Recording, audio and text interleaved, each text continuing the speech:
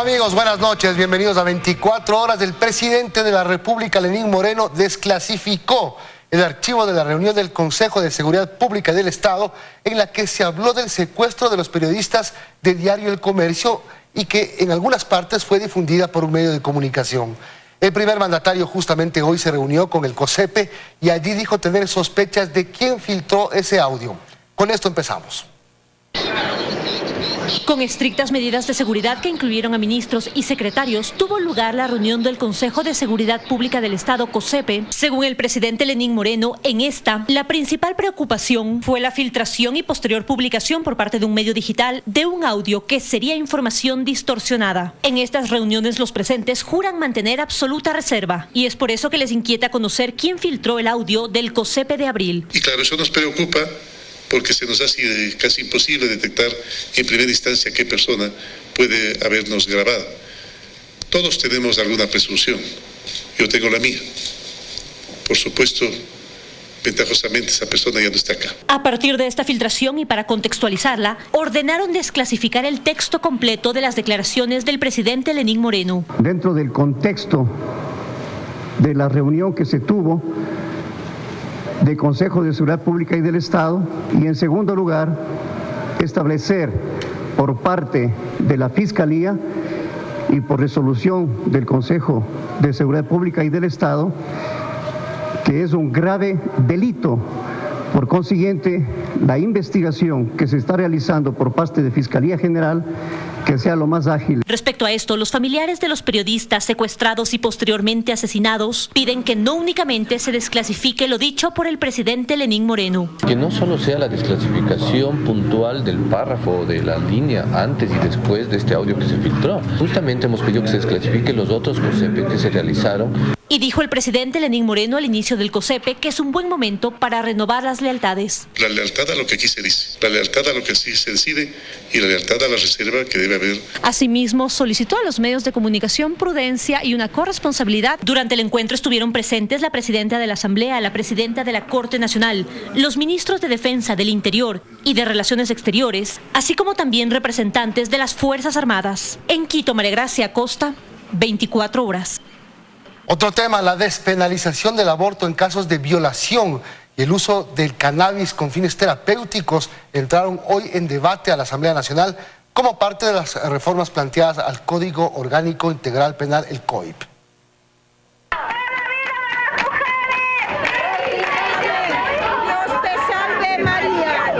Son dos colectivos enfrentados por su forma de concebir el aborto y hoy llegaron a la Asamblea Nacional para ser testigos de un debate polémico. Dentro de las reformas al Código Orgánico Integral Penal, la Asamblea analiza si una mujer que ha sido violada debe o no ser procesada por haber abortado. Los representantes de la Plataforma por un Aborto Libre ven en el proyecto de reformas al COIP un punto a su favor. La despenalización podría estar cerca. Estamos conscientes de lo que se debate aquí hoy es solamente la despenalización en casos de violación, incesto y malformaciones. Y creemos que es un mínimo indispensable y urgente. No es menos fuerte la posición de los grupos denominados Provida. La Constitución en su artículo 45 garantiza la vida, incluido el cuidado y protección desde la concepción. Y bajo esta premisa, los colectivos que se oponen al aborto en cualquiera de sus formas no ven posible despenalizarlo. Totalmente en la vida estamos a favor de las dos vidas. Ya en el Pleno del Legislativo las opiniones están divididas y aunque son 14 los temas planteados en la reforma, la despenalización del aborto ha sido ampliamente discutida.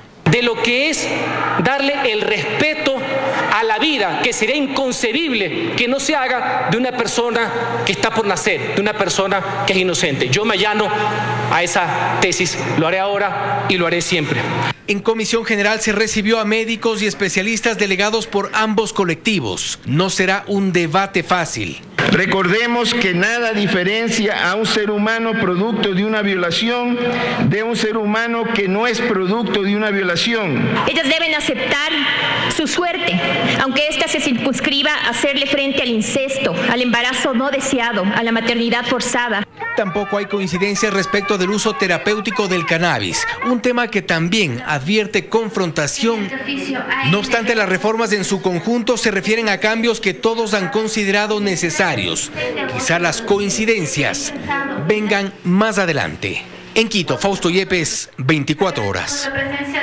La Contraloría General del Estado notificó al expresidente Correa y a la Cancillería del inicio de un examen especial a los procesos de asilo y naturalización otorgados a Julian Assange. Dos internacionalistas coinciden en la necesidad de revisar los $6 millones destinados a la estadía del fundador de Wikileaks en la embajada ecuatoriana en Londres. Este oficio, fechado el 19 de diciembre, fue puesto en manos del expresidente Correa, quien reside en Bélgica. En él, la Contraloría notifica al exmandatario el inicio de un examen especial a los procesos para el otorgamiento de asilo diplomático y naturalización de Julian Assange. La auditoría notificada también a la Cancillería, según se detalla, se realizará en el periodo comprendido entre el 1 de enero de 2012 y el 30 de septiembre de 2018. Para el internacionalista Carlos Estarellas, la Contraloría General del Estado podría únicamente auditar los $6 millones destinados a la manutención y seguridad de Assange, asilado en la Embajada de Ecuador en Londres desde 2012. Se contrató seguridad privada fuera de la embajada y que se contrataron una serie de servicios y de acciones que no se dan en un proceso de asilo. Según la notificación de la Contraloría, se examinará si las actuaciones se efectuaron de conformidad al derecho nacional e internacional.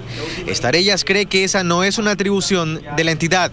Si alguien tendría que pedirle cuentas al expresidente Correa y a su ex canciller, tendría que ser la Asamblea Nacional. Lo que cabría sería que el presidente Moreno, al entender que se lo hizo mal, le retire el asilo al señor Assange. Para el ex embajador Juan Carlos Faiduti, este nuevo escenario agudiza la crisis existente en torno a la situación del incómodo huésped. Se sigue perdiendo el tiempo. Yo, personalmente, ¿qué haría? Decirle al señor Assange, vea, señor Assange, el gobierno ecuatoriano da por terminado esta calidad de huésped. Actualmente, el australiano naturalizado ecuatoriano a finales de 2017 cumple un protocolo especial de convivencia dentro de la delegación diplomática. Carlos Acoto, 24 horas.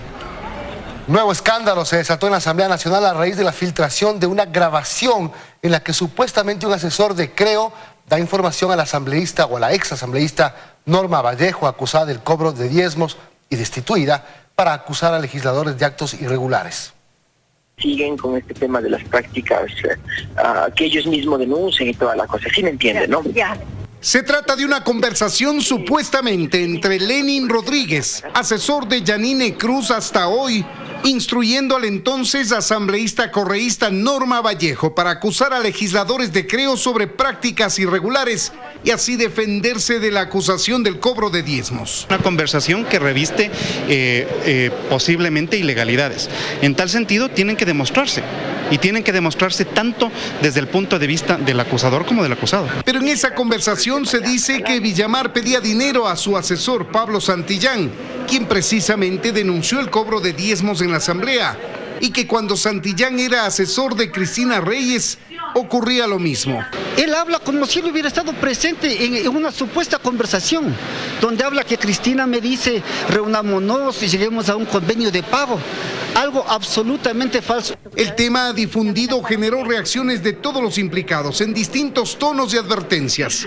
Cristina Reyes rechazó la acusación. Yo no le puedo dar validez a una clase de acusaciones de una persona que ni siquiera conozco. Pregúntenle a mi asesor, Pablo Santillán.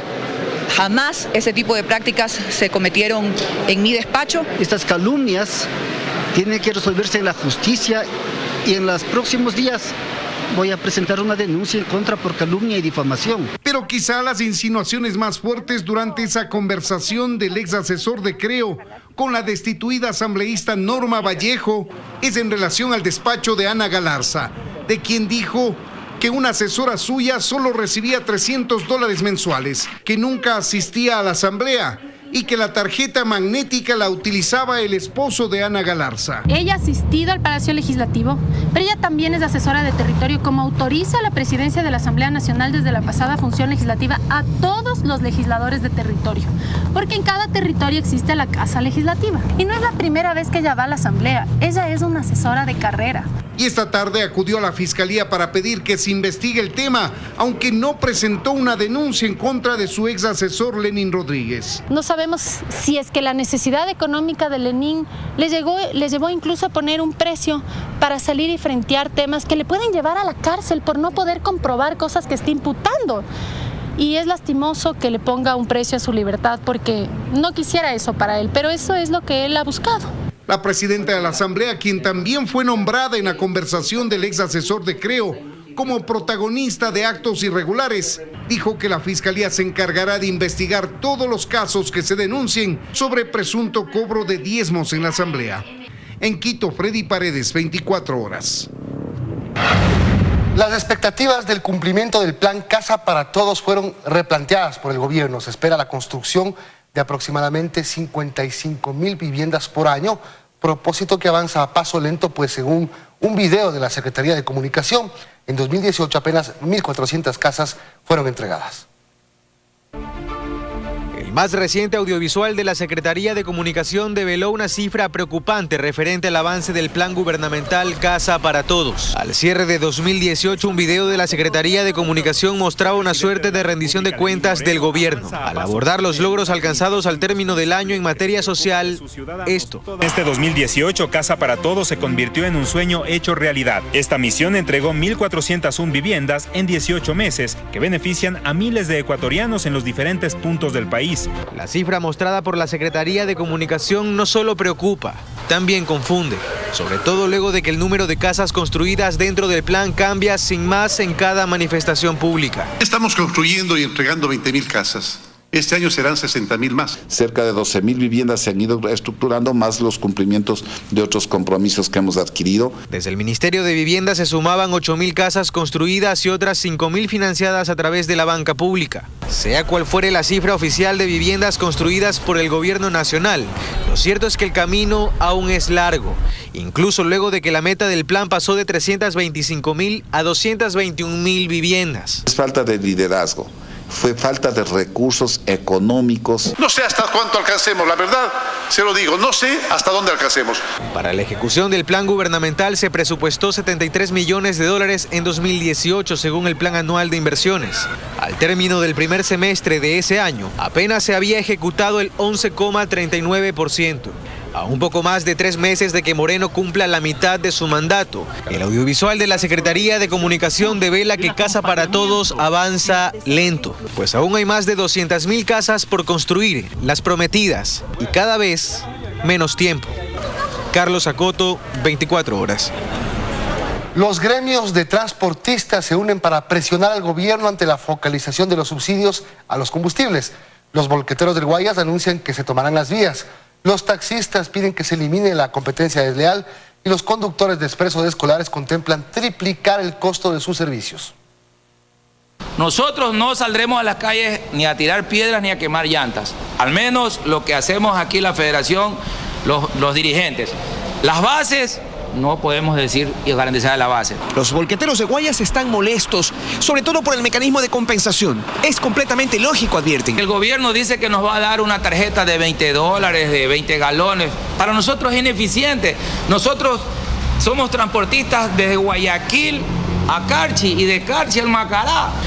Un día podemos gastar 100 galones, otro día 20 galones, otro día 500 galones. De por medio de más, dicen, está la posibilidad de que alguien del mismo gremio acuda a la viveza criolla y convierta a todos en contrabandistas. Si yo gano en mi volqueta $190 al día y tengo un subsidio de combustible y le puedo meter $200, voy a coger y tentativamente, si a mi hijo le falta algo, cogeré el diésel y lo venderé, pues. Poco a poco los gremios van tomando su propia estrategia respecto a esta circunstancia. Los taxistas, por ejemplo, como base del diálogo para llegar a un entendimiento, ahora está pidiendo al gobierno que saque a los informales. A las transnacionales como Uber, Cabify, Taxi, Globo, etcétera. Porque creen que lo de la tarjeta no funcionará. Va a llevar en un momento a que no se cumpla a que más bien el gobierno quede mal con toda la transportación.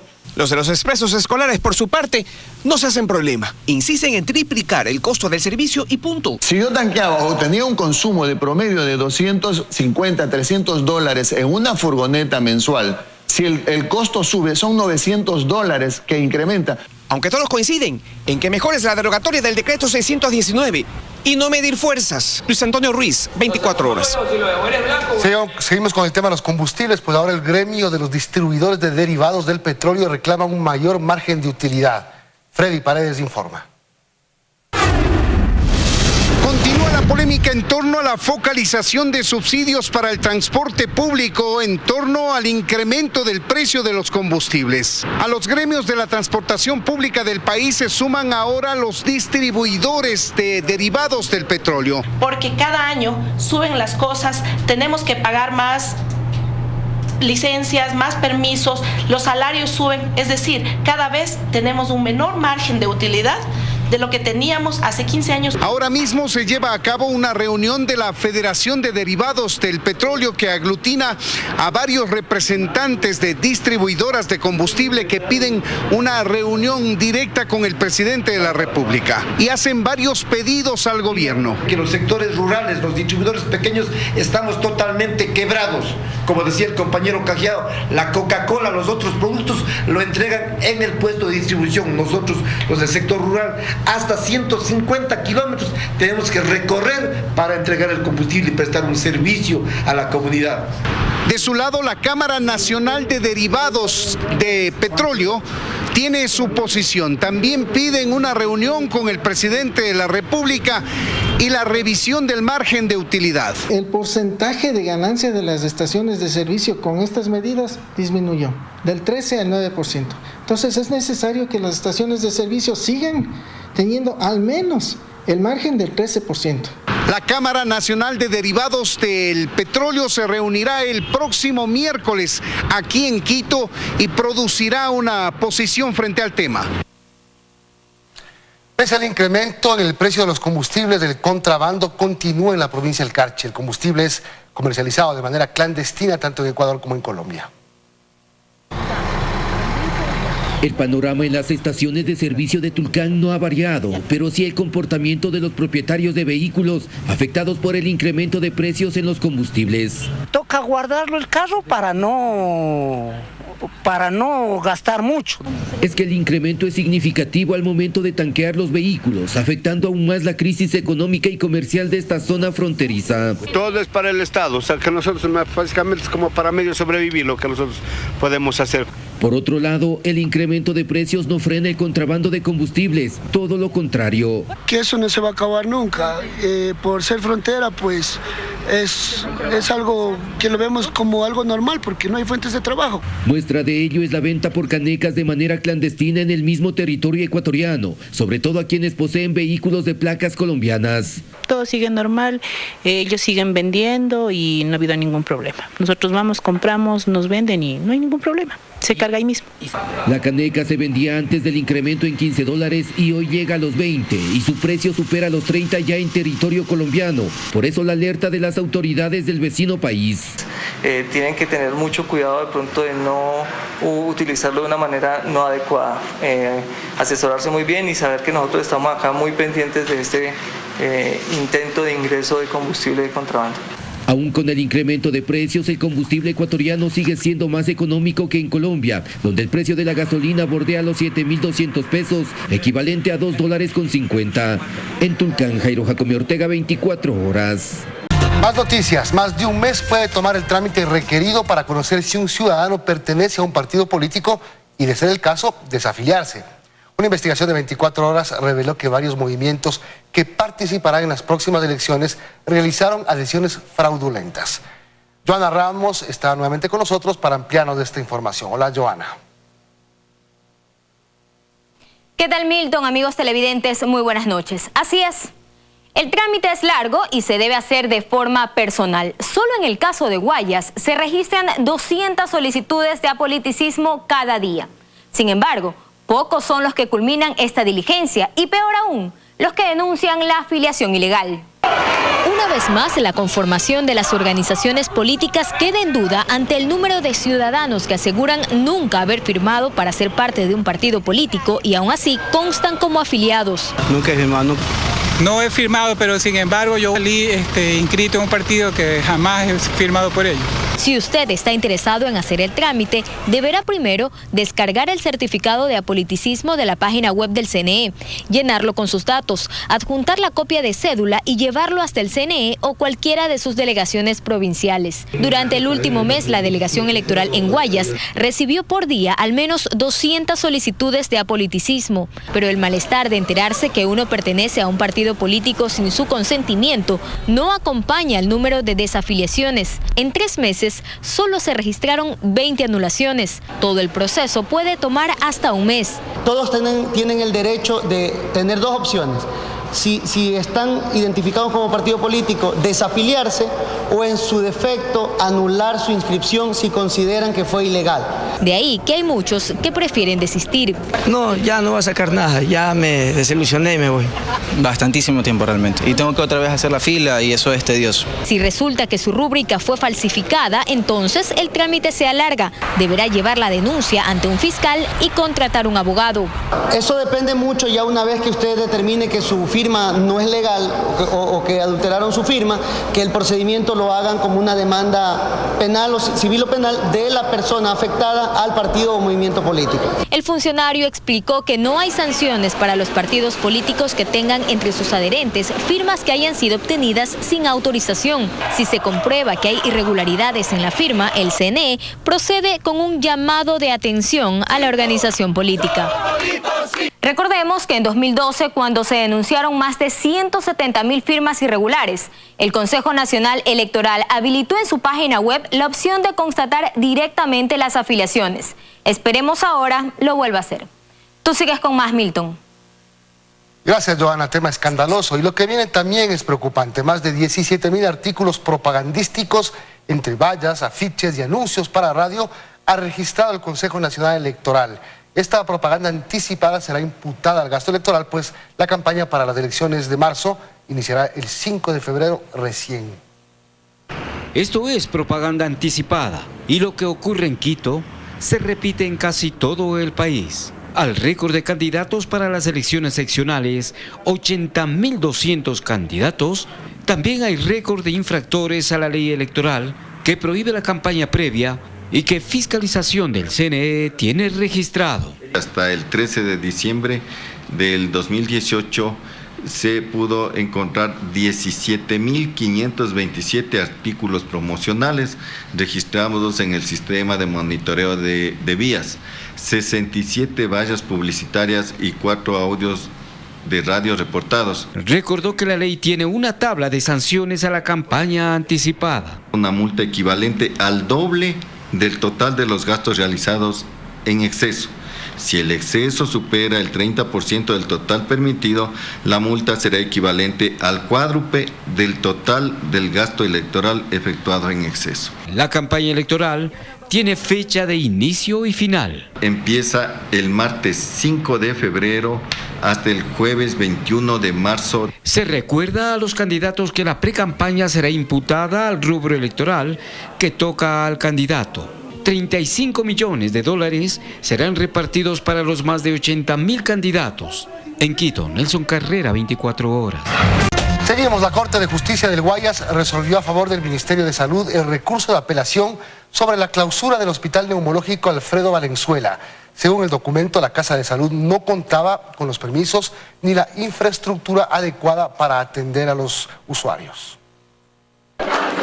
Que el Hospital Neumológico Alfredo Valenzuela de Guayaquil definitivamente no se reaperturará es la noticia según el Ministerio de Salud Pública. Se ha dictado una sentencia por parte de los magistrados de la Corte Superior de Justicia que al haber probado que la institución médica no cuenta ni con los permisos ni con la estructura técnica, imposibilita una atención médica siquiera mínima de calidad a los usuarios. Por lo tanto, no da lugar a la apertura. Esto luego de que en diciembre el organismo calificara de limbo jurídico la situación administración legal del hospital por la existencia de 2 causas y 2 sentencias totalmente opuestas. Y es que en un primer fallo, el 20 de diciembre pasado, la acción de protección presentada por los trabajadores de la Casa de Salud, quienes dicen haber sido en sus derechos laborales vulnerados, se señalaba que el hospital debe reabrirse y el reintegro de los 247 trabajadores. Empleados que, según demuestra el director zonal de asesoría jurídica del ministerio, fueron reubicados sin reducirles el sueldo ni modificar el cargo. Es más, ellos han escogido de manera voluntaria continuar haciendo las mismas actividades en diferentes unidades operativas, y aquí están las firmas. Sin embargo, desde el 28 de diciembre, los empleados del hospital cumplen su jornada laboral aquí, en los exteriores de la Casa de Salud. Esperan que la acción de protección interpuesta por ellos y ratificada por un juez se cumpla. Esto quiere decir que las puertas del neumológico se abran. Lo que nosotros estamos haciendo como trabajadores es cumplir con la sentencia del juez. Si están ahí, o si tienen más de 3 días sin laborar, eso significa que están incumpliendo, posiblemente inmersos en alguna causal de visto bueno. Cabe mencionar que los pacientes que estaban internados en esta casa asistencial ahora reciben atención médica en un área especializada que tiene el Hospital del Guasmo, y que el terreno sobre el cual está sentado le pertenece a la Junta de Beneficencia de Guayaquil y ya terminó el comodato. De ahí que no se gastarán los cerca de 37 millones de dólares que costaría readecuar para aperturar este hospital. Luisa María Heredia, 24 horas. 3 delincuentes enmascarados ingresaron a un almacén de electrodomésticos de Los Esteros en el sur de Guayaquil. En un video quedó registrado cómo sometieron a los empleados para llevarse dinero en efectivo y 2 motocicletas. Los trabajadores del almacén de electrodomésticos fueron sorprendidos por los delincuentes en el momento cuando realizaban la limpieza en el negocio. Los 3 antisociales estaban enmascarados con pistolas, sometieron a los empleados. Al administrador, con la cacha del revólver, le pegaron en la cabeza. De ahí a los empleados los encerraron en el baño. Los zampones ingresaron donde estaba la caja, de ahí se llevaron dinero en efectivo. Primero entró un tipo, que fue el que nos amenazó y nos amedrentó ahí en el baño. Aparentemente entraron 3 más a registrar la caja, tenían máscaras todos ellos. Todos estaban con máscaras. ¿Difícil poderlos identificar? La verdad sí, porque las máscaras se cubrían la gran parte de la cara y de los ojos. Los antisociales, antes de darse a la fuga, desencadenaron 2 motocicletas y también se las robaron. Se llevaron 2 motocicletas Factory Bike. ¿Y esas motos son costosas o cuánto valen? Están valoradas en $700. El atraco se registró cerca de las 11 de la mañana. El almacén de electrodomésticos está ubicado en la ciudad de Los Esteros, sur de Guayaquil. A nosotros nos dejaron encerrados en el baño, pero en las cámaras se puede observar que ellos salen corriendo en un Sail color negro sin placas.